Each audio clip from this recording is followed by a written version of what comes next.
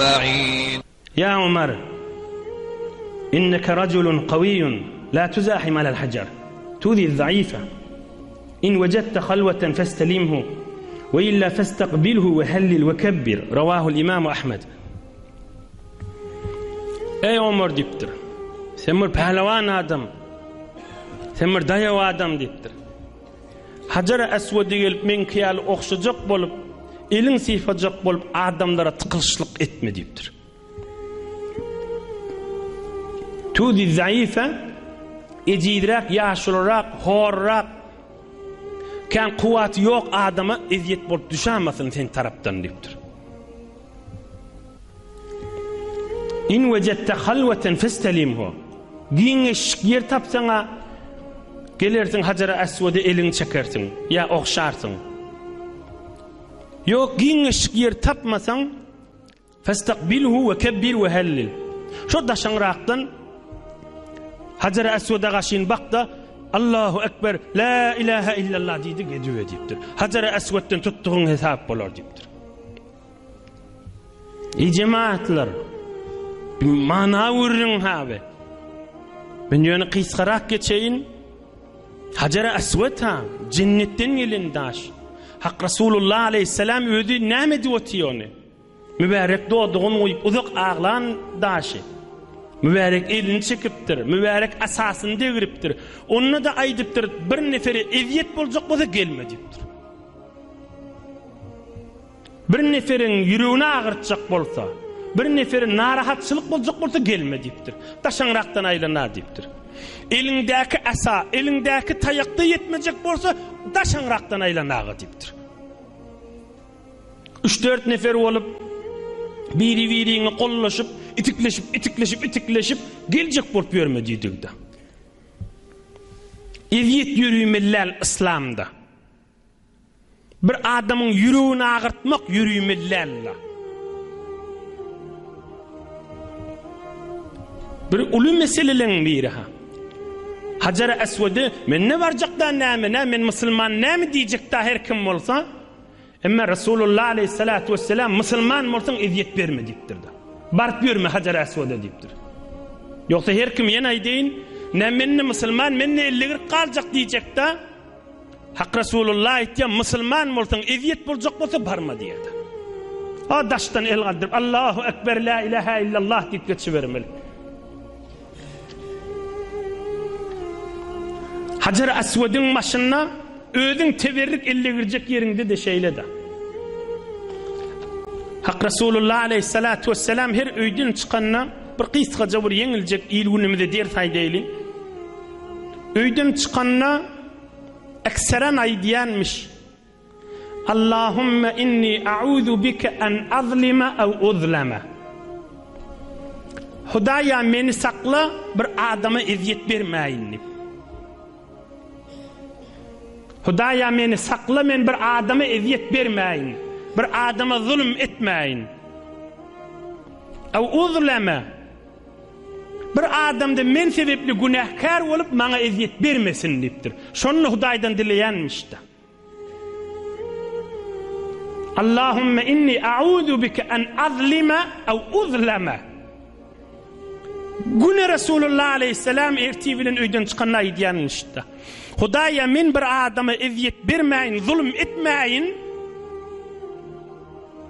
Ve bana da bir zulüm etmesin diyenmiş. Men sebepli günahkar olmasın diyenmiş. Yine Peygamberimiz aleyhissalatu vesselam derman sözü ve ulamalardan mıdam iştiyensiniz minberde Resulullah aleyhisselam ay diyenmiş. Unsur ahake zalimen ev mazlumen. Ey ummatum deyiptir. Bir doğunun zalim olsa da şuna kömek verin, mazlum olsa şuna eziyet verilse, zulüm edilse şuna da kömek verin deyiptir. Ona çeli Hazreti Enes aydıptır, ya Resulullah zalime nem deyip kömek vereyli deyiptir. Düşüneyliğin Peygamberimiz aleyhissalatu vesselam zalime de kömek verin deyiptir. Zulüm edilyen adam, eziyet verilyen adama da kömek verin deyiptir. Derru Hazreti Enes hadım aydıptır. Zalimin ecri biz kömek vereyli deyip.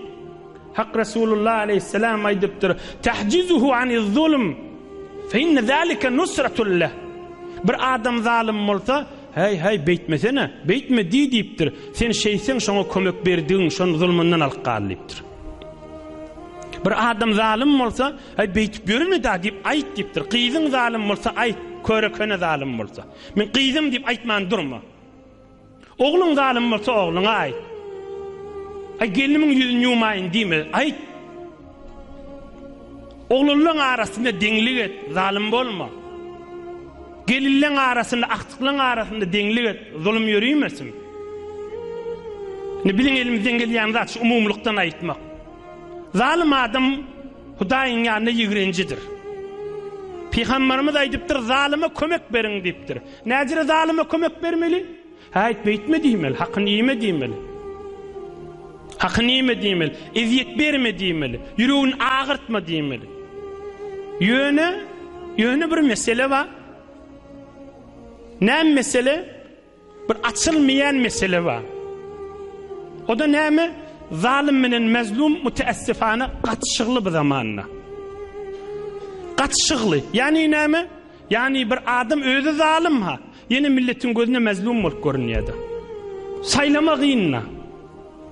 Yalany kän bolansyň, mekri kän bolansyň, hatta yalandan and içýärdim.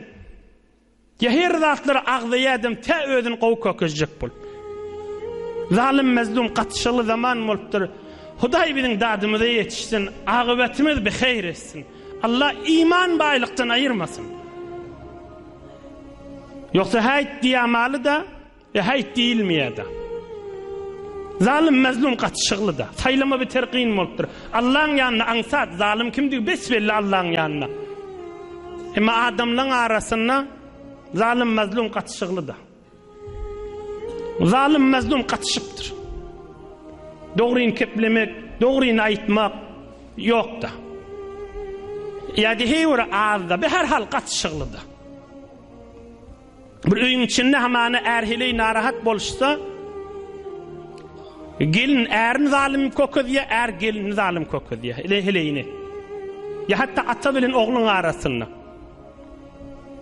Öz içinden bilip duha näme diýen, ozally gurrun geçenleri ýürek bilýär da näme diýeni. Hatta bilmese de yürek bir neçe yerlerde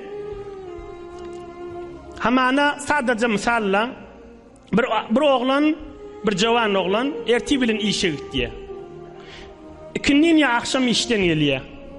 Akşam çöregini iýe, am ýastydan soňra bir yarım saat ya 1 saat Kur'an-ı Kerim ders alýar. Yarım saat ya 1 saat Kur'an-ı Kerim ders alýar da, ya 1 saat 45 daqiqa ştada oturýar ya gidýär. Ahminni 1 saat daşyň aňyrsy belli. Emma denany ştada zalim boljak bolsa näme etdiýär? Sen gün akşam öýe gelmeýän oğlan uşagy innemeýän diýip barp öz enatasyna da aýtýar da. Ahun molla gatşan bolup, Kur'an okuyan bolup, aslında zindigisi bilen iş ýok diýip kökezýär. Zalim daşy. Ýaşul geliniň ene dädesi näme diýmeli? Yani giýji 1-de 2-de gelýärmi şu tarap diýmeli. Onu hawa günni 1-de 2-de gelýär diýe. Ýylly bir gezek bir bernama bolupdyr, hamany bir ziyafat, ahunçylyk bir zat bolupdyr. Şonda saat 12-de 11-de bartdyr da, mydam şonu aýtýar da. Günni 1 saat ya yarım saatdan öýüne barşyn aýtmaýar, zalimlik bolar. Emma öýüne bart näjire kökezýär, özüni mezlum kökezýär. Aslan ärim Kur'ana gatnany berzendigisi bilen işi ýok. Günni gitýär, giýje 2-de 3-de gelýär diýe, 9-da öýünne ha ýoksa. Emma giýje 12-den mergelenak diýe. Ama ene däde pakirde bir gezek damatdan körekünden hamana da soramýar, sen 9-dan giç gelýärmi diýip. Ama o da pakir görün ýerini aýtyp berdi. Men körekünim ba, molla bolan bolup, taqqal oýun bolup, öýe gelenak, nämedenak, mudan narahatçylykda. Zalim menen mezlum gatşygly zamanyny ýylýarlar. Allah'ın ýanyna günahkar bolar, Hudaýyň ýanyna hor bolar, zindigisiniň bereketi gaçar. Hudaýdan gorkmalydyr. Allah'dan gorkmalydyr. Bu dünýe biter basym geçýändir. Qara ýere kelle giýirjekdir. Ýada salmalydyr şo güni. Hesap kitap badyr, ýada salmalydyr şo güni. O jawan ogluna ak nasihat aýdýaryň. 1 saat dersini alsyn, dogry öýüne barsyn. Oğlan şogy bilen oturşsun. Oğlan şogy bilen gülüşsün. Oğlan şogy bilen tefrihe gitsin.